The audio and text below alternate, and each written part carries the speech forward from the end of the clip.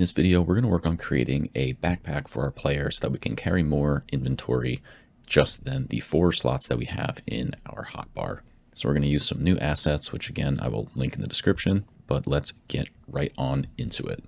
So the first thing that we're going to do is we're going to go to our character scene right now, and we're actually going to turn this inventory node to house more inventory stuff. So we're going to drag and drop our inventory bar inside of the inventory node, and then we're going to create another canvas layer. I'm going to call this our inventory backpack. You can just call it backpack if you want. I'm going to call this the inventory backpack. We are going to want to save this as a scene, so we're going to save this branch as a scene. Our inventory backpack can go inside of our inventory folder. We're also going to attach a inventory backpack script to it. Let's go to the scene first and let's build this out. So we're going to have a lot of child nodes here, and the first one is going to be a control. We'll call this our backpack container. Inside of that, we're going to have a color rect. The first instance or iteration of our backpack inventory is just going to have a colored background that's going to be slightly see-through. We are going to continue to build this up later in the tutorial where we're going to use sprites to actually make this more visually appealing. But for now, we're just going to use the color rect. Inside of the backpack container, we're going to have a margin container, which inside of that can have a panel container. We're also going to have a VBox container inside of that margin container. Inside of the VBox, we're going to have an HBox. Inside of the HBox, we're going to have a label. Outside of that HBox, but still in the VBox, we're going to have a grid container, which we can call our slots container.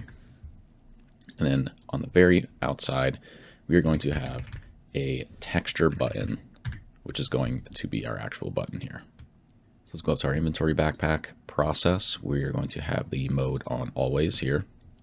Let's go to the color rect, or we can go to the backpack container first. Actually, we want to make this a full rect. And on the mouse filter, we want to make sure that we're on ignore. In the color rect, this is also going to be a full rect. And for the color, we're going to change this a little bit where we can do zeros across the board. And we're going to do 0.3 on the alpha. This is just going to be what's going to cover the screen so it looks like you're in sort of a pause menu. In the margin container, we're actually just going to put this, whoops, not the color rect. We want to be in the margin container, and I want to set this in the middle. But we're going to do a couple of things on our layout. So let's do some custom here, and let's go to the anchor offsets. And we're going to do the left and the top are going to be -80, and then -60. And then the right is just going to be 80 and 60. So this is just going to be the inside of what our actual backpack is going to look like.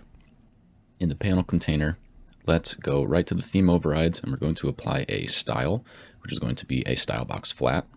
You can click into this, and the background color, we're just going to do 0.12, 0.12, 0.12, and 0.9. I'm going to do the border width on all of these are just going to be 1s across the board. On the border, the color, we will do 0.3 across the board. And then the corner radius all across the board is going to be 4s. So we have nice little rounded edges. So that's what our backpack is going to look like right now. So now in the VBox container, we want to make sure that this is centered. And in our label here, we're just going to type backpack. We can go in and give this a theme override on our fonts. I'm going to use the same font that we've been using, this Bitpotion font. And the default size for that seems fine right now. And then in our slots container, we're just going to apply some constants on the H separation and V separation to be 2 across the board. But the most important thing here is going to be our columns. So we want 4 columns. We're going to have 4 columns that hold 4 slots each. So we are going to make some adjustments inside of our inventory script too, but this is going to set us up for that. In the texture button, this is going to be nice because it's going to allow us to have different buttons for normal and pressed. So let's go add an atlas texture to our normal, and we're going to actually be able to use in our UI, we can use the original tile map here. let me click into it first. Atlas texture. I want to be able to edit the region. So let's drag and drop that in, edit the region. And this is going to be our normal button. And right now, this isn't going to look that nice, but it will make a little bit more sense once we actually change this to use our actual sprites. But we can just get ahead of this and set up the button now. And then, so now that we have that on pressed, we're going to do the same thing with an Atlas texture. Drag the tile map in, and I'm going to use the sort of the inverse looking here. So now that's the default, and then when we press the button, this version is going to come up. Okay, in order for this to work though, we are going to need to write some code for this. So let's go into our script here. So we want to attach the script. Where's the inventory backpack script? Do that here. So this should take us to the script right here. So we can get rid of the process. We are going to need the ready method though. Let's just get rid of these comments here. Let's set up our variables first though. So we're going to need the backpack container, the slots container, and the texture button, which I am going to actually rename to the close button, just for make it easier to know what it is. Make that an on ready. We're going to have a constant for our slot scene again, which is going to be a preload, and just look for the inventory slot scene. We're going to have three variables. The first one's going to be our inventory, since we're going to need access to that. We're going to have an isOpen variable, which is going to be used to see if we are actually in our backpack or not. So this is going to be false on the default, and then our inventory bar is going to be a canvas layer. Let's actually see, let's go back to our character real quick and go to this inventory bar script. I am going to give this a class name of inventory bar. We can go back to our backpack here, and then we can pass in the inventory bar just so we can have our types correct. And now let's just go in and get the base set up for all of the methods that we're going to need, just so we don't get any errors while we're creating these. So we're going to need our input method here. We are going to need a toggle backpack method. We're going to need a create slots method, which is going to take in the count, which is an integer. And we're going to need a method for on inventory changed. So first thing in our ready method, we're just going to go to a backpack container. We're going to hide it. And we're also going to hide our close button right off the bat so we don't see those. We're going to need to get our inventory, which is going to equal to the get parent, which is why that we moved the inventory stuff over here. The inventory backpack is now a child of this inventory node. So that's how we're going to get the inventory node. And we're also going to need to do the same thing for our inventory bar, which is going to equal to the get node. And then we're going to pass in the string of 2 periods and then inventory bar, so we can get a sibling node. And if we can find our inventory, which we should always have, we can always include this safety check. We're going to get the inventory and tap into the inventory change signal. And we're going to connect to the method we made earlier for on inventory changed. Just make sure you're not passing in the extra parens that populate. And then we're going to set the slots container columns equal to the inventory bar dot hotbar slots. We're going to be making a couple adjustments to the inventory script, as I mentioned, so we will come back to that in a little bit. And then we are going to create slots, pass in the inventory, and max slots. Otherwise, we can just print an error, and we're going to do no inventory found.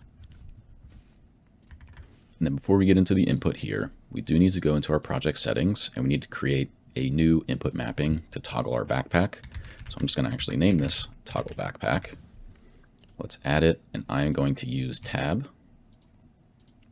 And then now in our input method, we can check if the event is action pressed on toggle backpack. Then we're going to toggle our backpack. Inside of toggle backpack, we're going to go isOpen equals not isOpen. That's what the exclamation is. And then we're going to do our backpack container visible equal to isOpen.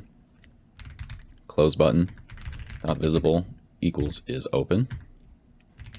If we have an inventory bar, We're going to get the inventory bar. We're going to get node, get the control. Outside of the parens, we're going to check for the visibility here, and then we're going to set it to not is open. So inside of our inventory bar, we are looking for this control right here.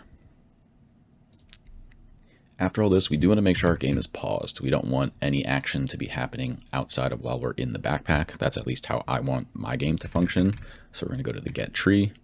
We're going to get paused, and we're going to set it to is open. And then if we are open, we're going to on inventory changed. So this makes sure that we're going to update all of our slots when we're opening.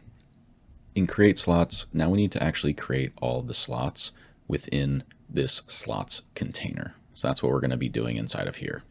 So for I, in range of the count, we're going to get a slot, which is going to equal to our slot scene constant, and we're going to want to instantiate it. And slot set slot index, pass in the I. Then still inside of this for loop, we're going to check if the I is less than the inventory dot hotbar slots. So this means that it's in a hotbar. We're going to do slot is hotbar slot equals true. And outside of this if here, we're just going to do slots container dot add child. Then we pass in the slot. Outside of the for loop, we just need to initiate the on inventory changed. And then in on inventory changed, we need to update all of our slots. So for I in range of our inventory dot items dot size. If I is less than the slots container, get child count. I'm going to get another slot here, so we're going to do slots container dot get child, pass in the index. I'm going to get that item data, so we need to set that equal to the inventory items at the index we just got. Then we need to do if I is less than inventory hotbar slots, slot dot is hotbar slot equals true. And what we're going to do is I want to differentiate between the hotbar slot that's in the backpack and then the rest of the slots. So we're going to have the color of the hotbar slots be slightly different than the true backpack slots. So then if we have item data item slot dot set item data dot item, and then the item data's quantity. Else we clear the slot. So now that we have this, let's actually go into our inventory script. And this is where we have to make a couple of updates to fit with the changes that we just made in the inventory backpack. And we are going to create two export variables, and this is just going to be a regular variable right now. We're going to set max slots equal to 16. We're going to have an export variable for our hotbar slots, which is an integer, and I'm going to have this be 4, so that's going to be the top 4 in the backpack. It's also what is displayed on our screen at all times. Then we're going to have an export variable for our backpack rows, which is an integer, and I'm going to do 3. And then we just have to make some changes inside of our ready method before we hit this for loop. We need to calculate the total slots, so we're going to set a variable for that, and it's going to equal to our hotbar slots plus the backpack rows times hotbar slots. Then we're going to set our max slots equal to the total slots. We have a couple of other things to get this working before we can do this.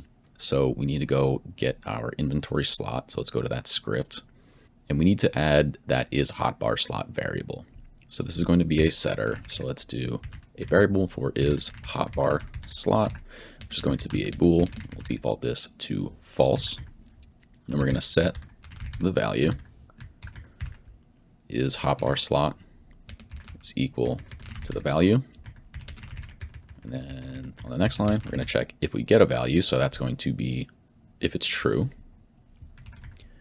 We're going to modulate equal to our color dot white. So that's just going to be its normal color Otherwise, we're just going to tint them a little bit yellow. So our modulate is going to be equal to color 1.2, 1.2, 0.9. So that's going to give it a slight yellow tint. All right, so let's go test this out. We should be able to see all this right now. Let's go into play this, and our hotbar is missing. We're going to fix that. But now when we hit tab, that's my toggle backpack. I can see our first iteration of our backpack. We definitely need to clean this up a little bit in terms of just the styling, but now this all works. We also need to work on this close button here. So in our ready method, let's connect to the close button signal. Close button, we want to connect on pressed. We're going to connect, and we're just going to toggle our backpack. So let's press play here. Tab works as normal, and then when I hit the X, we have a working exit to our backpack. Okay, we still have a couple of things we need to fix though. We want to be able to see our hotbar, right? That has officially gone away. So we need to check a couple of things. We're getting kind of some notices in our errors right now. So in our inventory bar, this is not grabbing the inventory properly. So now that it is a child of the inventory node, we can just change this to be get parent. Now when we save that, we see our hotbar, but it is displaying all of our slots, which again is not what we want. So now let's go fix the amount of slots that are showing in our hotbar. So we're going to go back to our inventory backpack script, and we need to make a couple of updates. We're going to go down to our create slots method, and now we need to make sure that we are also marking our is hotbar slots, if they aren't one, to be false. Then we need to do the same thing down here as well. So we have to add this else clause here, and then we check our slot is hotbar slot and set that equal to false. We have to go back to our inventory bar. So right now we're just looking at our inventory's max slots, where since we just changed this to be 16, we need this to actually only be showing our hotbar slots. So let's go back to our inventory bar script, and instead of max slots, let's just get our hotbar slots. And now that we're doing the create slots on just our hotbar slots, we need to go back down to the on inventory changed within our inventory bar script. We need to adjust this a little bit as well. So we're going to do, instead of the inventory items size, we need to update this to be slots. We're going to get child count. Then these slots, this stuff can stay the same. Okay, so let's play this now. Now we can pick up these. There we go. You can see we actually have some yellow tinted, so those are our backpack slots. Then now when we hit tab, when I move stuff out of the backpack, they actually are removed. They're still in there though. We can pick them up and draw them back into our hotbar, which is these normal ones right here. So you can see in our debugger we are getting some errors because we did change the node hierarchy for our inventory. We need to make a small update to our state machine. So this isn't just inventory bar anymore. It's going to be inventory/inventory bar. So now when we play this, those errors will go away and we no longer get them. So that's good. And the last thing I want to do, I should have demonstrated right there. When we pick up items, we can still select you know, these inventory slots when they aren't filled with an item. And I don't really like that, so I do want to change that. So let's go back into our inventory bar script. And in our select slot, we do need to make an adjustment. So all of this code that we have is fine, but we're going to do some checking before we even get to that. So we're going to check if the index is greater than or equal to 0, and the index is less than the inventory items size. Then the item data variable that we're going to create is going to equal to inventory.items at the index. Inside of this if, if we don't get item data, item and our index does not equal the selected slot, we return. So now if we go and play this, I can press my 1, 2, 3, 4 keys right now. I can press 1, but now when I'm pressing 2, 3, 4, I can no longer select those slots. Okay, so now that we have the basics of that set up, I want to go back and actually make our inventory backpack a little bit more interesting to look at. So if you're okay with the way that it looks right now, feel free to pop off the video. But if you want to follow along and see how we can create a more visually appealing backpack, please follow along. So we need to go back to our inventory backpack, and we're going to make a couple of changes to the node structure here. So this color rec can stay the same. We're still going to have this background color to show that we are in a paused or inventory state. But now inside of this margin container, we're going to add a child node. I'm going to make a grid container. I'm going to bring this to the top. And I'm going to need a bunch of texture recs inside of here. So I believe we're going to need 9. And let's just start naming these. So we're going to do top left, top right, top, etc. So I am just going to speed this up so you don't have to watch me type all these.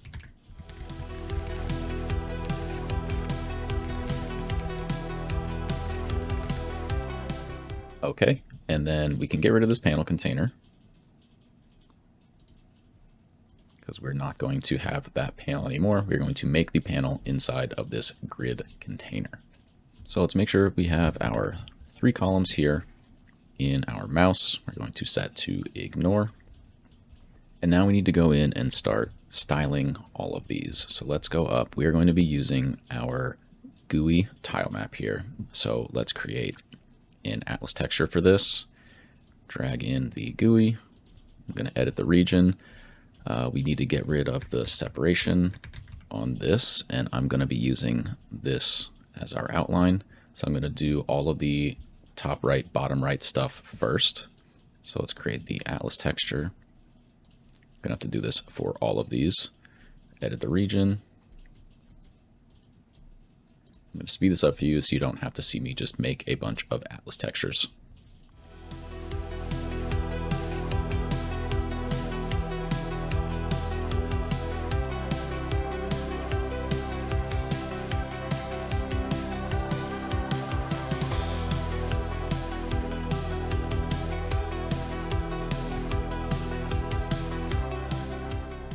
Okay, so here we are. I forgot to put the right one in the initial, so make sure you add right so you can add that. And you can see we have this space in between here, which again is not what we want. So we need to adjust some properties here as well. So inside of our background grid, let's go to the center, and we can actually expand on both sides here. So this is what our backpack is ultimately going to look like. We're going to fix the text and such in a little bit. We need to get rid of these lines in between. So let's go to the background grid, and we want to go to our theme overrides, and in the constants, we just need to actually put -1 on each of these. So now we have a clean looking backpack. Let's just go in and play this. Let's just see what it looks like. Okay, so this looks decent. We just need to slide things down a little bit, make sure that our backpack label is centered, and maybe give it a different text color. So the easiest thing here is let's just change the label color. Let's go to the colors here and let's just make it black. Also can do the fill here just so that we're getting all use of that. And our slots container can be centered. Our label can be centered, and then that should fix the centering issue. There we go. The last thing we need to do is the spacing here. I think this is how we're going to make this work. We're just going to add a control at the top of our VBox container here, and right there it already pushes us down. So just based on the size of that, I think this looks a lot better than what it was previously. You know, these our assets from different packs so they don't look the cleanest, but I think this gives us a really good way for us to get started on having a backpack for our character so we can start carrying more items. We can introduce different tools like we will in the future for axes and being able to mine stone. So I think that's where we're going to head next. I think we'll create a little market so that our character can go buy some tools, and then we can start our resource gathering section of this game.